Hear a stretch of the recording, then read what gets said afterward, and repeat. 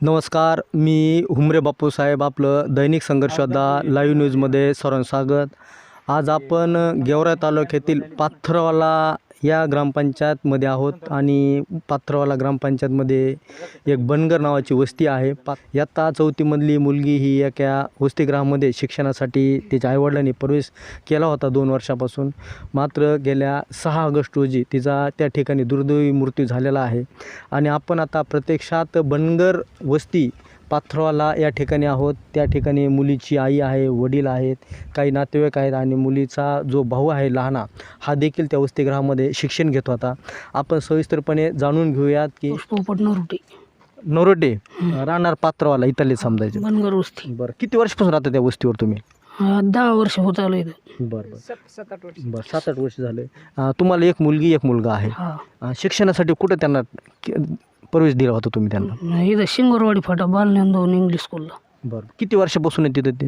हे दुसरं वर्ष होतं. मुलगा बी आणि मुलगी बी तिथं होती? मुलगा ह्याच वर्षी टाकला होता, मुलगी गेल्या वर्षी होती. बरं 6 तारखेला दुर्दैवी घटना घडली. कशामुळे घटना घडली असं तुम्हाला कळलं? बरं, मला त्यांनी 8:10 फोन केला की असं असं चावलं आहे तिला काहीतरी.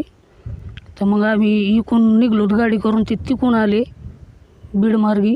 आम्ही ह्या मार्गी गेलो गेवराई. तर मुलगी आम्हाला जोस तर त्याचा मृतदेह केलाच. मग तिथून पुढं मग ते आले. मग तिथून पुढं मग त्यांनी राडा घातला. ती मग टाईम लागला. तर आम्हाला इथं यायला बी 10 वाजली. मग तिथून पुढं संध्याकाळी 10 वाजले पाऊस चालू होता. बैलगाडीतून तिथं मग बॉडी इथं आणली होती, मृतदेह इथं आणला मुलीचा दवाखान्यातून. मग तेवढं चिखलात आणलं. मग 10 ते 10:30 वाजले होते मौत करायला. काय सांगितलं डॉक्टरने? काय सांगितलं? डॉक्टरनी सांगितलं सर्पाने दंश केलेला आहे, याच्या पुढं काही नाही दुसरं म्हणले. मग त्यांनी ते चेक केलं, ते केलं. मग रिपोर्ट काय 1 महिन्याने काहीतरी येईन म्हणली. तुम्ही ती जखम पाहिली होती? कुठे झाली होती जखम? बरं, पायाला होती खालून. काय सापाचे दात वगैरे दिसले तुम्हाला चावलेलं ठिकाण? चावलेलं ठिकाण होतं ना. बरं, जेव्हा ही घटना घडली त्यावेळेस तुम्हाला कुणी फोन केला होता? कर्मचारी होते का बाहेरचा खाजगी माणूस होता फोन करणारा? नाही, संचालकनीच फोन केला होता, डायरेक्ट शाळेतल्या मालकाने. संचालकाने स्वतः फोन केला? बरं. शिक्षकांनी लावले 2-3. मग तिथून पुढं मग आम्ही निघलो तिकडे. बरं, तुम्ही तिथं गेले का? संस्थेला भेट दिली ते का? ज्या ठिकाणी झालं अशी दुर्घटना त्या ठिकाणी तुम्ही भेट दिली का? बाकीचे गेलते, मामा भाऊ ते बहीण ते गेलते भेटायला. माझं काही जाणं नाही झालं. बरं, 10-11 दिवस झाले. मग संस्था चालक आलं तर तुमच्या भेटीला इथं आली होती? 2दा आलते ते काल. येऊन गेले? 10वेला बी आलते काल. परत इथं बी आलते, इथं भेट देऊन गेली. तुम्ही आई आहेत मुलीची? मुलीची आई तुम्हीच आहेत ना? बरं, तुमचं नाव सांगा. सुनीता. बरं, किती मुली होत्या आपल्याला? एक मुलगा आणि मुलगी. बरं, किती वर्षापासून मुलगी तिथं वसतिगृहात केली ती बरं प्रवेश? 2 वर्ष. कशामुळे घटना घडली सांगितलं तुम्हाला? सरपण डोस केला. तुम्ही पाहिलं का? स्वतः पाहिलं का? हो. बरं, वसतिगृहाला तुम्ही 2 वर्षात भेट दिली का कधी? हो. दिलती. आम्ही किती आखाडीला जाऊन आलो. तर म्हणलं आता पंचमील घेऊन यायचे, तर हे मध्येच असं होऊन बसलं. बरं, कशी स्वच्छता टापटीप कशी होती वसतिगृहामध्ये? आतमध्ये व्यवस्थित होतं, पण आता बाहेर ती दगडं पडलेली, ती गेली धुणं वाळू घालायला. तेवढ्यात त्या भिताडीतून कुठंतरी पायपी पाडा किती केला डोस. म्हणजे बाहेरच्या पटांगणामध्ये थोडी अडचण होती असं वाटतंय? समजा हे दगडं पडलेले होते भीतीच्या कडीला असं. तिथं ती आपली दोरी बांधलेली होती, त्याच्यावरती वाळू टाकीत होती. वर वाळू टाकीत होती आणि खाली चावलं ते. म्हणजे त्या वसतिगृहाचा कंपाऊंड नाही का चारी बाजू? आहे ना, आतमधून कंपाऊंडच्या आतमध्ये असा राडा आहे, दगड आहे समजायचे? दगड पडलेली होती. मग ती काय म्हणले, ते एक धावस आहे थोडं, त्या धावशातून हे झालं. मग ते नंतर त्यात गज बिज घालून हे करून तो निघला, बाहेर गेला. मग तो मारला ते. त्या दिवशी मारला? त्याच दिवशी 4-5च्या टायमाला. बरं, त्याच्या अगोदर तुमची मुलगी तुम्हाला बोलत होती का फोनवरती? फोन दिवसाआड 8 दिवसात फोन चालू राहायचा. ती फोन लावायची, मी फोन लावायचो. काय म्हणायची बरं फोनवर? कशा प्रकारे सुविधा भेटते काय असं बोलायचे का? जेवायला ते भेटतंय म्हणायची, समजा होतंय. मग आम्ही असं भेटीला येऊ बा, जाऊ बा. मग 15 दिवस झाले तर आम्ही आखाडीला येऊन गेलो. मग त्याच्यावर आता जायचंच होतं पंचमीला, आता ते मध्येच घडले. मुलीला सुट्टी वगैरे काय किती दिवस द्यायची ते वसतिगृहातले? सुट्टी समजा असं सणावाराला द्यायची, आपण आणलो 2 दिवस 4 दिवस. काय तिच्या मैत्रिणीसोबत काही चर्चा तुमची? नाही, मी गेलोच नाही, त्याच्यामुळे मैत्रिणीला बोलायला भेटलंच नाही मला. तुमचं कधी झालं बोलणं मुलीसोबत? आखाडी एकादशी बरं. काय म्हणायचे फोनवर काय बोलायचे? चांगलं बोलायचे. सुविधा चांगल्या भेटतात असं बोलत होते का? हो. तू त्याच शाळेत आहे शिकायला? तुझं काय नाव आहे? महेश बरं बरं, पूर्ण नाव सांग ना मला. महेश संतोष नरुटे. कितीला असतो शाळेमध्ये? दुसरीला. मग काय झालं होतं बरं दीदीला? साप चावला. तू पाहिला होता का साप मारल्यानंतर? हा. हा? नाही, नाही पाहिला. तुला कोणी सांगितलं दीदीला साप चावला होता म्हणून? पोरींनी. बाकीच्या तिच्या मैत्रिणींनी? हा. बरं, मग तिला दवाखान्यात कोण घेऊन गेलं होतं? सर लोक. तुझे ओळखीचे होते का सर? कोणते सर घेऊन गेले होते? सानप सर. हां हां. बरं, कशात नेलं होतं? जीप मध्ये. त्यांची स्वतःची जीप होती? हा. बरं. तुला काय बोलले का सर? नाही. काहीच नाही बोलले? बरं. या वस्तीवर दुर्दैवी घटना घडली. इयत्ता 4थीच्या मुलीला साप चावून तिचा दुर्दैवी मृत्यू झालेला आहे. काय काय सांगताल तुम्ही? काय आव्हान करताल सरकारला?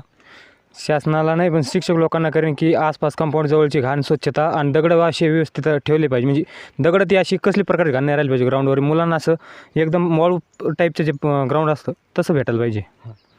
आणि जी काय आता दुर्दैवी घटना घडली की खूप अतिशय गंभीर आहे. आणि ती घटना घडल्यापासून आमच्या वस्तीवर खूप म्हणजे आम्हाला त्रास झाला.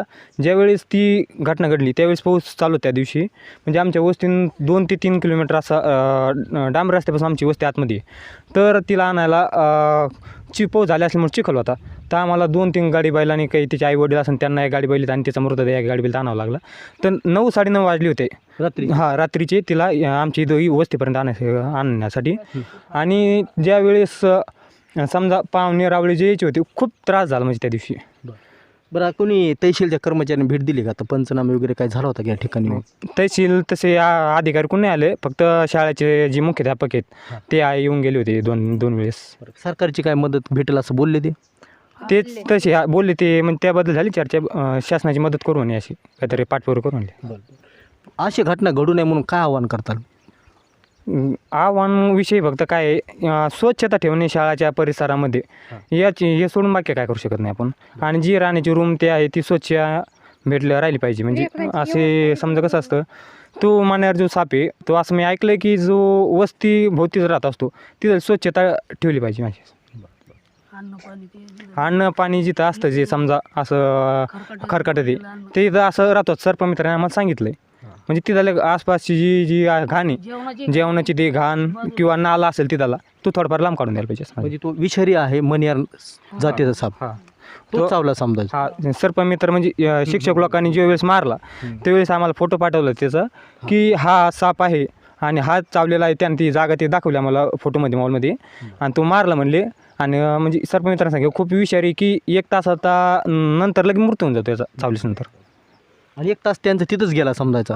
हा समजा 7:02 कॅबिनमध्ये गेल्या CCTV झाली ते जाऊच तर थोडा टाईम झाल्यामुळं झाला वाटत. अंतर बीडचं आणि शृंगरवाडीचं बरंच अंतर लांब आहे ना? अंतर 40 किलोमीटरचं अंतर आहे. आणि तिथं म्हणजे शिक्षकांनी विचारपूस केली तिथं थोडाफार टाईम गेला. बरं बरं.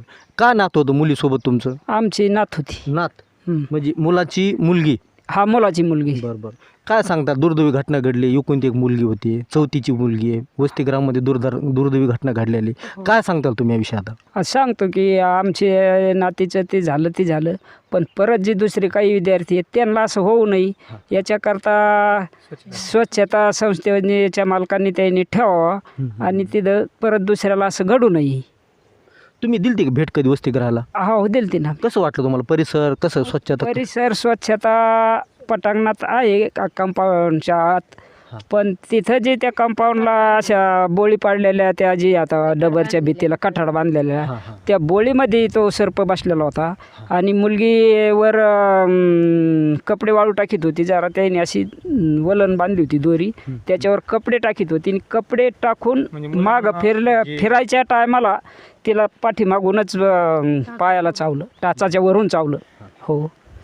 फक्त काय मुलांना आंघोळ करण्यासाठी आणि जे कपडे धुण्यासाठी बाथरूम ते स्वच्छते जागा पाहिजे असं. म्हणजे मुलींना समजा कपडे वाळू घालण्यासाठी बाहेर यावं लागत होतं वसतिगृहाच्या. हा, आंघोळ्या वगैरे केल्या का ती जागा जर वसतिगृहाची जर आतमध्ये असते तर मुलगी बाहेर आली नसती. बाहेर आली नसती. ही घटना टळली असते असं वाटतंय. हा, ही घटना टळली असती. मुलगी बाहेर आली नसती. आज जर वसतिगृहामध्ये जर हे बाथरूम वगैरे असतं तर मुलगीचा बाहेर येण्याचा काही संबंध नव्हता. गेले ह्याच्यावर गेले छतावर गेली असते ती. हा हो. आणि छतावर जाऊन तिने तिथं आताच केलं असतं तर त्या मुलीला ती घटना घडली नसती.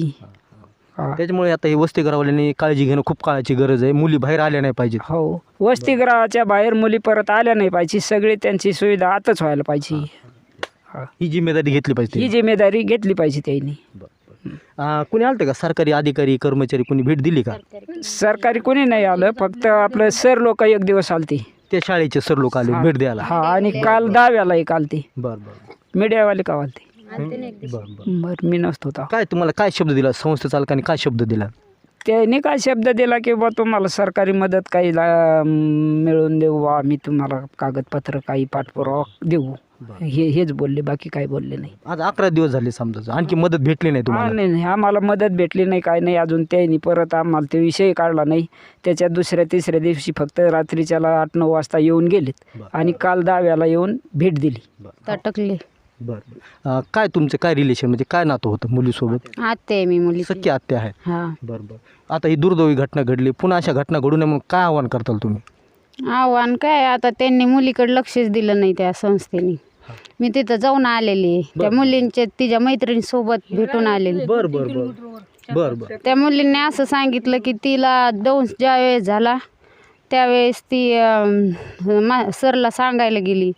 सरनी ते लक्षच नाही दिलं, ते कुठं आंघोळ आणि तेच करीत बसले. म्हणजे वेळ वायाला जास्त गेला. वेळ वायाला घातला त्यांनी, त्यामुळे ती वायाला गेली. आमचं म्हणणं होतं की ती तिथं लवकर नेली असती तर वायाला नसती गेली. हा. बरं, तुम्ही तिथं जाता समजा, तुम्ही पाहणी केली, कसा परिसर कसा आहे? परिसर आतमध्ये चांगला आहे, पण असं कडीला कठाडी जे बांधलेले आहेत का त्याला बोगदे येतात, त्या बोगद्यातून निघून चावला तिला. मुली बाहेर येण्यासाठी कशामुळे येतात बरं मुली बाहेर? बाहेर परिसर आहे, त्या परिसरात खेळायला यायला येते. ग्राउंड आहे. हा. नाही, आता कपडे वाळू घालण्यासाठी बाहेर येतात म्हणून असं ऐकलं होतं. हा, कपडे वाळू घालण्यासाठीच. आतमध्ये बाथरूम ते येतं, बाथरूम मध्ये आंघोळ्या करायच्या, असं कपडे ते धुवायचे आणि बाहेर आणून वाळायला टाकते. राऊंडाचे बांधलेला वाळू कंपाऊंड आहे समजा. कंपाऊंड आहे. त्या कंपाऊंडला असे होलं पडले समजा मोठमोठे. हे असं सिमेंटनीच बांधलेलं आहे, त्याला पडलेले तर. आता काय आव्हान करताल तुम्ही? आव्हान काय, आता हेच इथून पुढं हे माग झालंय ते झालं, इथून पुढं होऊ नये.